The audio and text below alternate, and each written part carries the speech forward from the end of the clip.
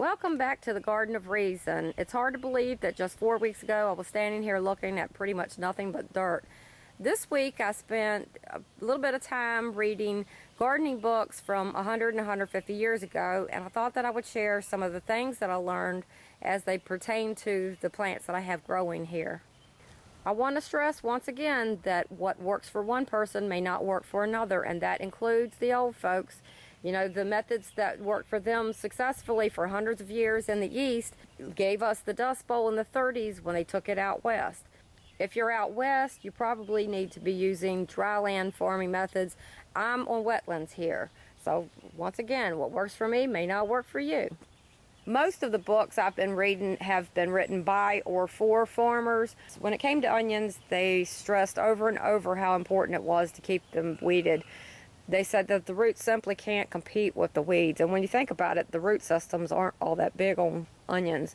And they spent tremendous amounts of time weeding their onion fields. They would cultivate at least 7 times in a season. And they weeded by hand. They would start out with a hoe that was blade about 8 inches long and 2 inches wide. And the more the onions progressed, the smaller the tools would get. And they would also use a scuffle hoe or a stirrup hoe. They would also use a little hand weeder out there, and they would crawl through these fields on their hands and knees weeding.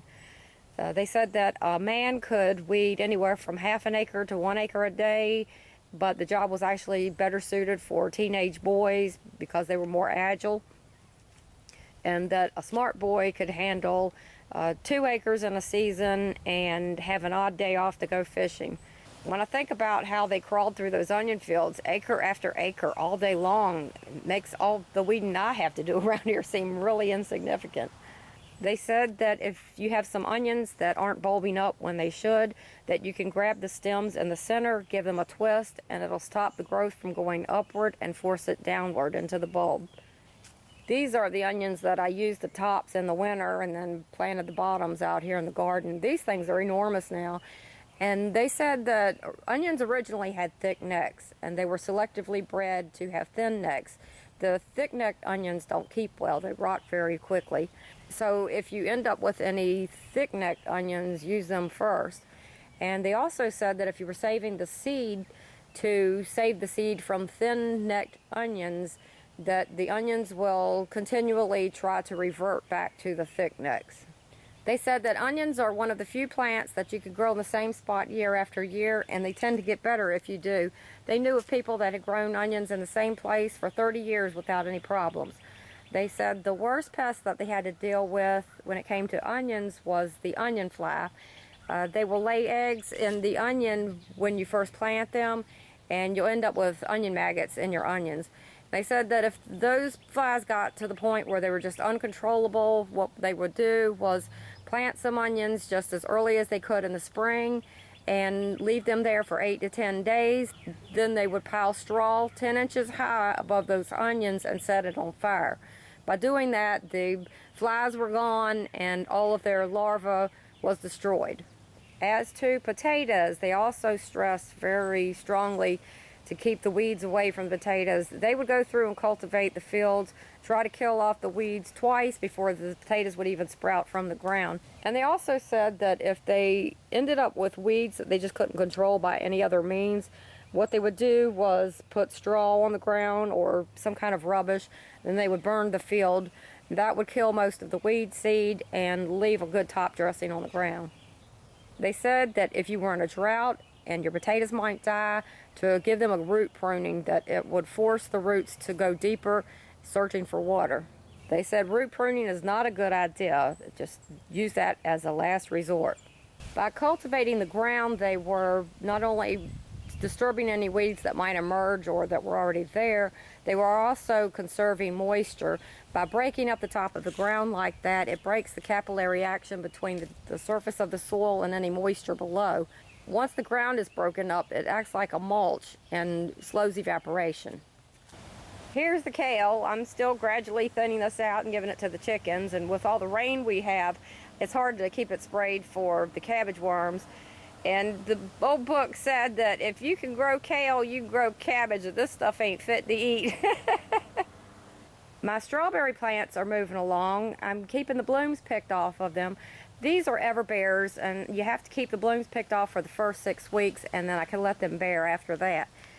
When it came to strawberry plants, they said that they planted them in rows 3 feet apart. They would let the plants produce the 1 year and then let the runners fill in the pathways in between. Then they would turn under the mother plants, and then that would become their pathway for the next year. They said that you should keep the first plant that is produced on a runner. Anything beyond that usually doesn't produce very well, and that if you persisted on keeping those additional runners, that you would eventually run your strawberries out. These strawberry plants are doing very well, and it shouldn't be long before I'll be picking these. Another thing that they said in those books, when they transplanted things like strawberry plants or onions, they would make a slurry of clay and water and dip the plants in them before they transplanted them.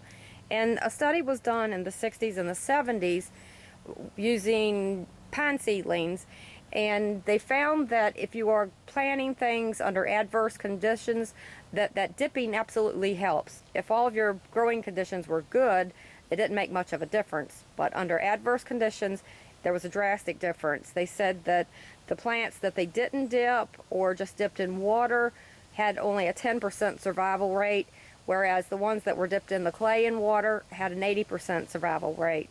They also found that adding nutrients to that clay slurry helped, depending on the nutrients. And they said they added some calcium with the clay and water and dipped the seedlings in it, and they did outstandingly well. So it makes me think that might be an experiment for tomato plants.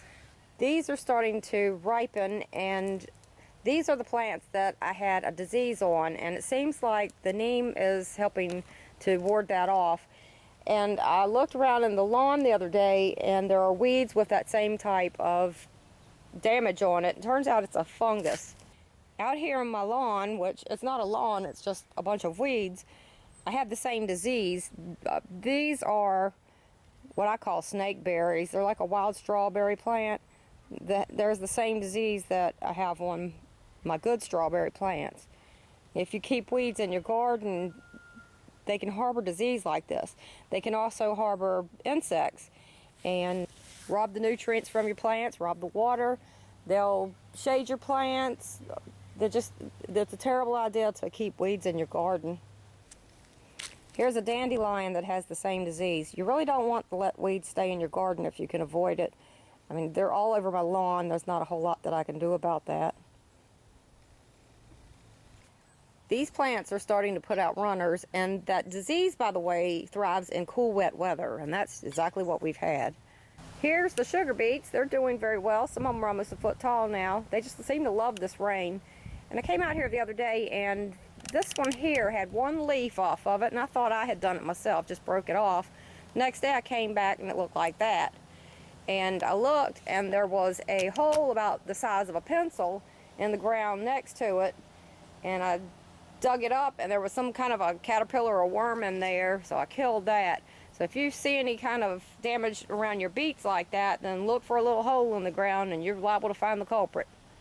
Here's my red beets. They're doing very well. Those old books said that with beets, if you didn't till your ground deeply and pulverize the soil good, that the beets would tend to try to grow above the ground, and they don't taste good when they're up like that. And they said that any seed that came from those beets would do the same thing. So be sure to till your soil well if you're growing beets. All of this kale that I transplanted down here is doing well. And the cabbage, I don't know, maybe I'll get something out of it, maybe I won't. But looks like it might start forming heads. But it's going to be so late by the time it does anything that I don't know if I'll ever get anything out of it.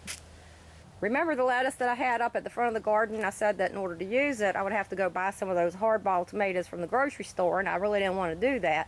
Well, 2 days later, a box showed up on my doorstep, and it was a box of tomatoes from MHP Gardener. Now, I don't feel special very often in my life, but I sure do feel special when I get tomatoes from Bobby. And I know that a lot of people ask him about how his tomatoes taste since he grows them hydroponically. And I can tell you they are the best tasting tomatoes I've ever had in my life, and I prefer them over anything I've ever grown outdoors. The texture is like silk, and if you've seen enough of my videos, you know that I'm right picky about textures of things. The only way I can describe them is they are like silk. These tomatoes are delicious. He is being very modest when he says they taste okay. They're excellent tomatoes. And Bobby, thank you again for sending those tomatoes. I have thoroughly enjoyed them. It's been tomato sandwiches every day and salads. They've really been put to use. In fact, instead of going to the company cookout, I went home and had myself a tomato sandwich. They don't know what they missed out on. So that's how my garden is growing today. If you're interested in reading any of these old books, you can find them at openlibrary.org.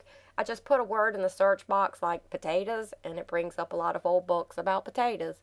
So there's a great resource for you, and I hope it helps.